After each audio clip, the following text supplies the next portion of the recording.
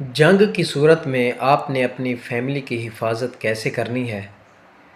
تو اس لحاظ سے کچھ پوائنٹ آپ کے ساتھ شیئر کر رہا ہوں۔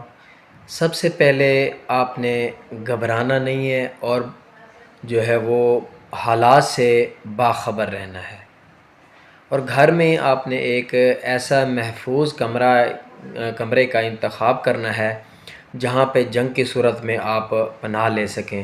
اس کمرے میں کیا کیا چیزیں ہونی چاہیے اور آپ کو کیا کیا چیزیں ساتھ رکھنی ہیں، ان میں ہے جی سب سے پہلے خوراک ہے۔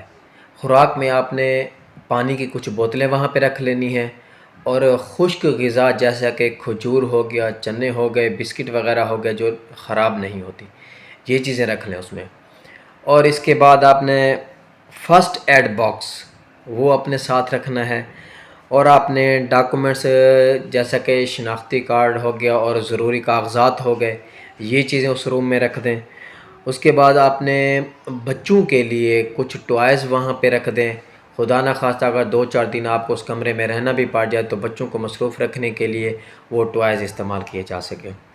اس کے بعد موبائل ہو گیا، چارجر ہو گیا، ایک آدھ کوئی اپنا پاور بینک رکھ لیں، اور ساتھ میں کوئی ٹارچ رکھ لیں جو سیلوں سے آپریٹ ہوتی ہو، تاکہ بجلی نہ ہونے کی صورت میں آپ وہ چیز استعمال کر سکیں۔ اور سب سے اہم چیز کہ کچھ نقد کیش جو ہے وہ اپنے پاس رکھیں، خدا نہ خواستہ اگر ایمرجنسی کنڈیشن میں آپ کو گھر سے نکلنا بھی پڑ جائے تو آپ کے پاس کیش فارم میں کوئی پیسے وغیرہ ہونے چاہیے۔